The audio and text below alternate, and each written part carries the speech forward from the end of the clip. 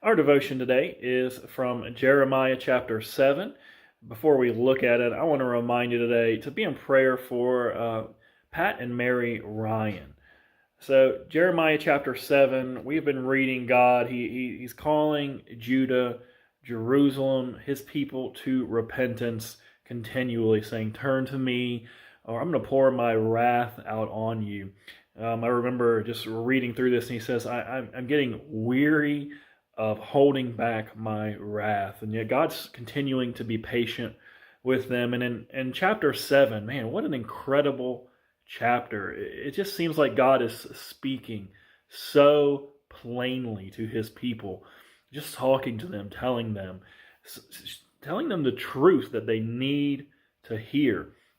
I think when you read through this, you get the feeling that his people, the people of Judah, people of Jerusalem, even though they hear this message, they've blocked it out of their heart, and they think everything is fine.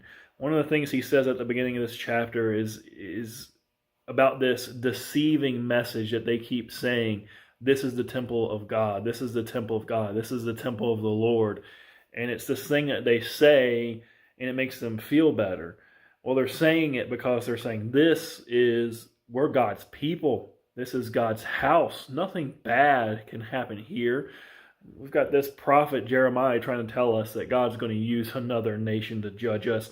No other nation can bother us. We're God's people. This is God's house. It's been here since God established it, and it will stay here because God is faithful. And they're deceiving themselves. They don't realize that God himself is going to judge them. It's not about this other nation or this other nation's false gods who have any power over the one true God. No, it's about God himself judging his people. In the middle here, he brings them back. Let's see here. In verse 22, he said something that stood out to me. For in the day I brought them out of the land, talking about their ancestors, the land of Egypt, I did not speak to your fathers or command them concerning burnt offerings and sacrifices. But this command I gave them, obey my voice, and I will be your God, and you shall be my people. And walk in all the way that I command you, that it may be well with you. So God says, when I established you, when I called you out of Egypt, your fathers, I didn't talk to them about all these burnt offerings and sacrifices that you're coming to me and you're making. That's not what it was about. He talks about the covenant that he set up with them. I made a covenant that I would be your God, you would be my people, and that you would live in obedience to the law that I gave you.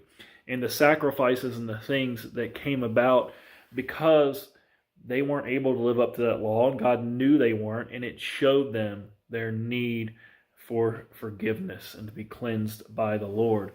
But they don't care anymore about that covenant of living the way that God told them to live. They're just relying on these sacrifices and worship, and they think that they can appease God with that.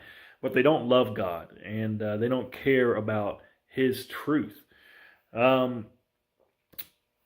I think that, and he gets to the end of here and he says, they think that they're okay. I'm going to bring an end to their joy and to their rejoicing and to their feeling of safety because they think everything's fine. And as I read this passage today, it reminds me to ask the question, where's my security at? See, they had security in saying, oh, this is the house of the Lord, and everything's been fine, and everything's going to continue to be okay, and nobody can touch us. And we find security in the same things. You know, we find security in the fact that, oh, this is America, and we're the most powerful nation, and God has blessed us, or, you know, we have plenty of money. We may do that personally. You know, I've got this house, and I've got everything that I need. And we put our security in these things, and we may not realize that we're living contrary to what God has said is right. And we may end up fighting against God if we're living in sin. He's not going to bless that.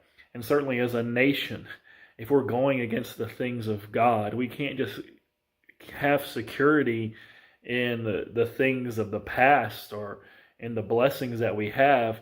Our security needs to be in Jesus Christ and God, in what He said is right, and in knowing that we're walking in a way that's pleasing to Him. And of course, ultimately, as Christians, we find our security in what Jesus Christ did for us on the cross, because we know that we couldn't live up to His law.